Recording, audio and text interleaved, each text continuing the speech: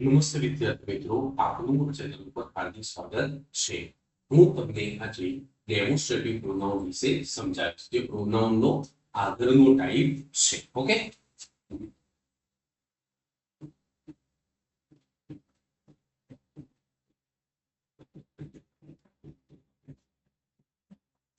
તો ભાઈ ડેમોન્સ્ટ્રેટિવ પ્રોનાઉન કયા કયા? તો ધીસ,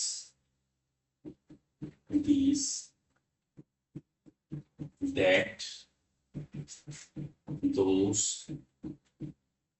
સચ અને the same. તો આ બધા શું છે ભાઈ? ડેમોન્સ્ટ્રેટિવ પ્રોનાઉન છે. હવે આનો ઉપયોગ કઈ રીતે કરવો એ હું તમને સમજાવું. આજે આપણે ફક્ત આના વિશે સમજીશું.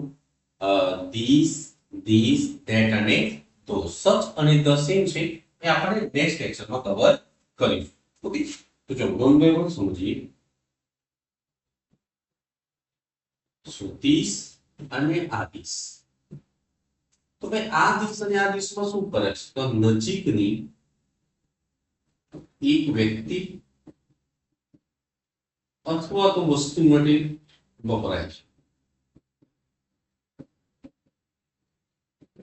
અને પોતે કેવું હોય છે? એક વચન. તો આની સાથે આપણે શાનો ઉપયોગ કરતા હોઈએ છીએ? ઇઝ અથવા તો વોઝ. આ ધીસનો મતલબ નજીકની બે અથવા બે કરતા વધુ વ્યક્તિ અથવા વસ્તુ માટે વપરાય.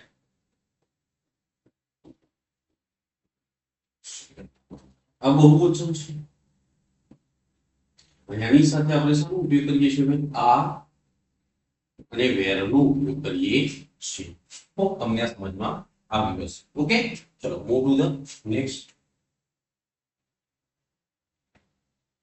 હવે ધેટ અને ધોઝ.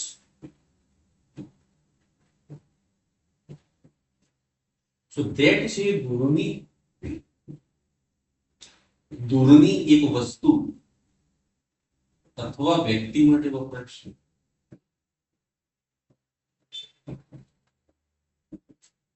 આ પોતે એક વચન છે, અને એની સાથે આપણે શાનો ઉપયોગ કરીએ છીએ? ઇઝ અથવા વોઝ નો ઉપયોગ કરીએ છીએ. ધોઝ છે એ દૂરની બે અથવા બે કરતા વધુ વ્યક્તિ અથવા વસ્તુ માટે વપરાય છે.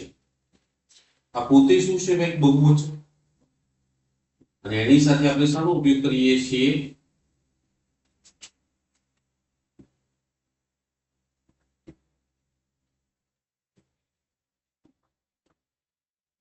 આ અથવા તો વેર નો ઉપયોગ કરીએ છીએ. તો હોપ તમને ધીસ અને ધીસ, ધેટ અને ધોઝમાં અંતર ખબર પડી રહ્યો છે કે ભાઈ ધેટ છે દૂરની એક વસ્તુ અને વ્યક્તિ માટે વપરાય છે, પોતે એક વચન છે, અને એની સાથે આપણે ઇઝ અને વોઝ નો ઉપયોગ કરીએ છીએ.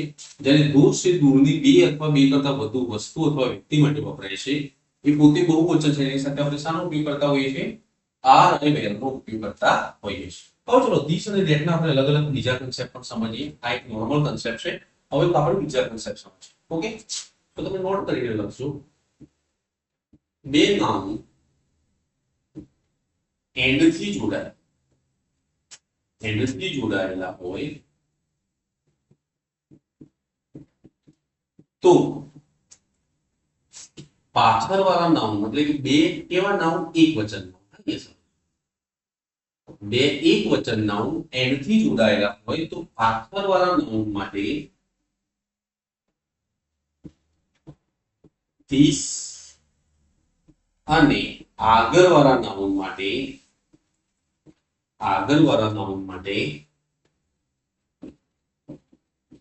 ધેટ વપરાય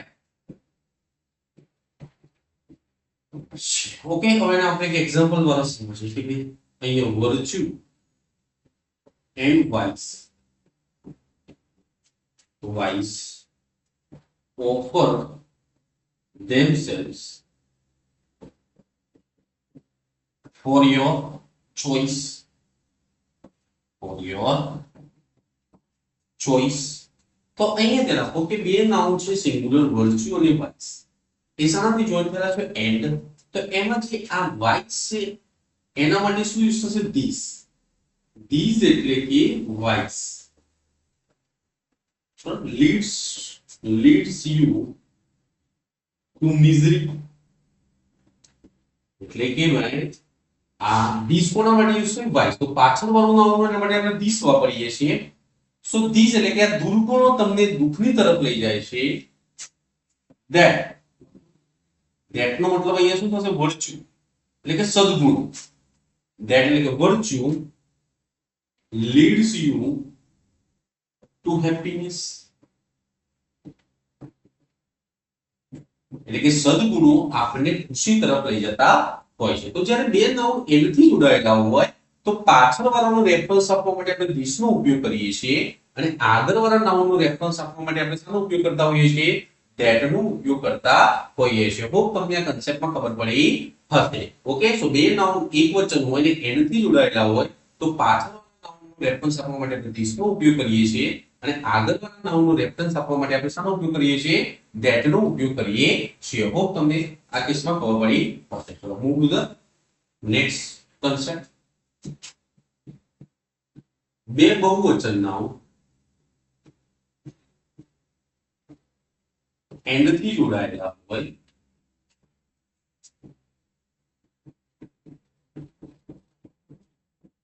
તો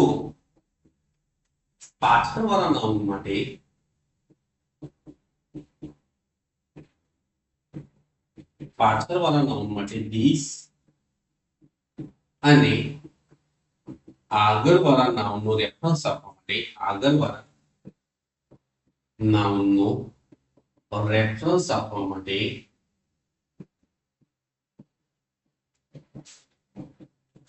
those નો ઉપયોગ કરીએ.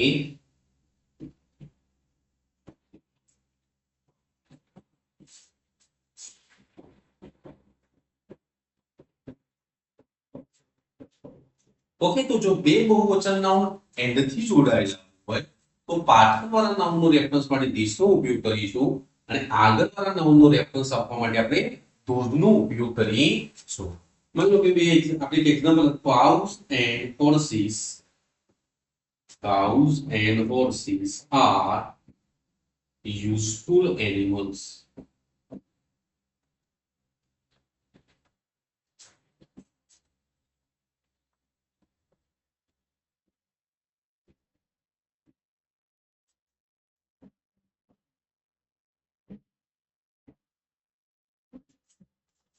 these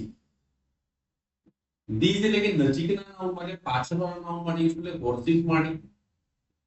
so these carry us from one place to another.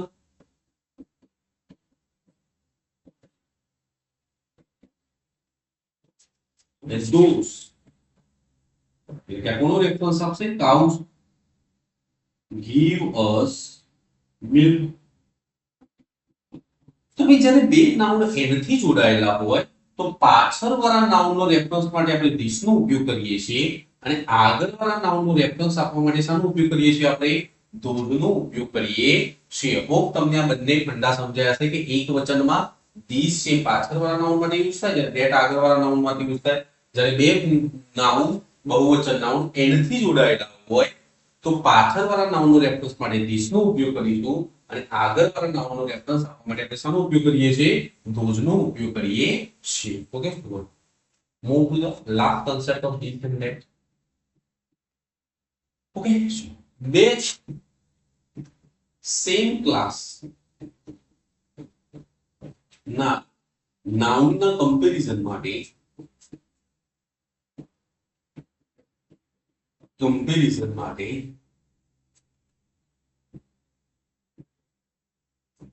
એક વચન હોય તો that of વપરાય છે અને બહુવચન હોય તો those of વપરાય છે.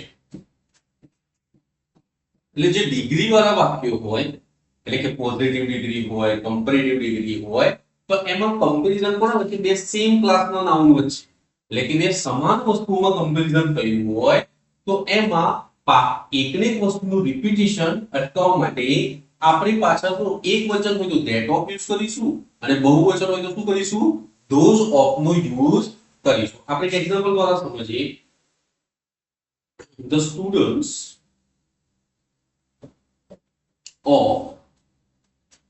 students of Ahmedabad are better than those of Mumbai. તો અહીંયા જે સ્ટુડન્ટ્સ છે એટલે કે અહીંયા વાત કોની છે? સ્ટુડન્ટ્સ ની. તો અમદાવાદના સ્ટુડન્ટ્સ ની વાત મુંબઈના સ્ટુડન્ટ જોઈ તો આપણે ફરીથી સ્ટુડન્ટ્સ ની લખીએ તો those of છે કોના માટે યુઝ થયું છે? સ્ટુડન્ટ્સ માટે યુઝ થયું છે. તો જ્યારે બે કમ્પેરિઝન હોય તો એમાં જે આગળ વાળું નાઉન છે એનું રિપીટિશન અટકાવવા માટે આપણે those of અથવા તો that of નો ઉપયોગ કરતા હોઈએ છીએ. જો આગળ બહુવચન હોય તો પાછળ those of લખીશું અને એક વચન હોય તો શું લખીશું? that of.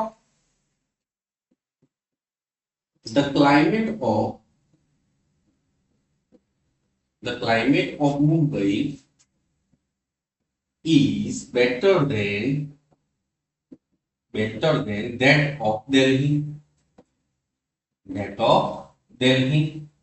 એટલે કે ભાઈ મુંબઈનું વાતાવરણ દિલ્હીના વાતાવરણ કરતા કેવું છે? સારું. તો અહીંયા જે ક્લાઇમેટ છે વાતાવરણ, તો એના માટે અહીંયા શું યુઝ કર્યું છે આપણે? that of.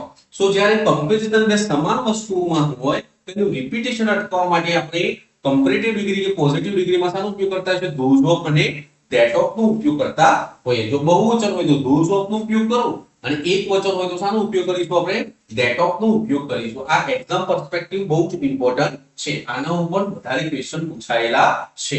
ઓકે, તો હોપ તમને આ કન્સેપ્ટ ખબર પડી હશે.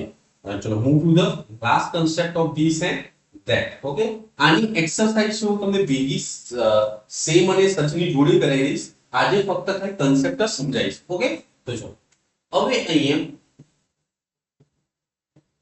કાઇન્ડ ઓફ અને સોર્ટ ઓફ સાથે આપણે શાનો ઉપયોગ કરીએ છીએ? તો ધીસ અને ધેટ નો ઉપયોગ કરીએ છીએ. જ્યારે કાઇન્ડ્સ ઓફ આવે એટલે કે બહુવચન, kinds of and sorts of, એની સાથે આપણે શાનો ઉપયોગ કરીએ છીએ? તો ધીસ અને ધોઝ નો ઉપયોગ કરીએ છીએ. આપણે એક એક્ઝામ્પલ દ્વારા સમજીએ કે ભાઈ this kind of pen is costly. તો અહીંયા જુઓ પેન, અહીંયા ધ્યાન આપો કે અહીંયા કાઇન્ડ ની સાથે આપણે શાનો ઉપયોગ કર્યો? ધીસ નો. એટલે તમે આને આ રીતે પણ લખી શકો છો. બરાબર ને? that sort of person is laborious. તો અહીંયા ભાઈ શોર્ટ છે તો શોર્ટ ની સાથે શાનો ઉપયોગ થશે? that નો ઉપયોગ થશે. સો કાઇન્ડ એક વચન છે તેની સાથે ધીસ, એટલે કે આ કાઇન્ડ અને શોર્ટ એની સાથે આપણે શાનો ઉપયોગ કરીએ છીએ? ગ્રામરમાં ધીસ અને that નો ઉપયોગ કરીએ છીએ. જ્યારે હવે હું તમને બહુવચન સમજો કે કાઇન્ડ્સ ઓફ અને સોર્ટ્સ ઓફ આપ્યો તો ધીસ અને ધોઝ નો ઉપયોગ કરીએ છીએ. તો અહીંયા these kinds of pen are costly and those sort of people are industrious. So અહીંયા જો kinds અને sorts, અહીંયા kinds અને sorts આપેલો તેની સાથે આપણે શાનો ઉપયોગ કરી શકીએ છીએ? these અને those નો ઉપયોગ કરી શકીએ છીએ. તો હોપ તમને મેં આજે these અને that વિશે સમજાવ્યું. એની બસ આલે થિયરિકલ માહિતી આપી છે. આના એક્ઝામ્પલ આપણે ઓપ્શન વાળા છે એ આપણે નેક્સ્ટ લેક્ચરમાં the same અને સચ ચલાવશું એના જોડે કરાવી દેશું. તો આજના પૂરતું. ધન્યવાદ.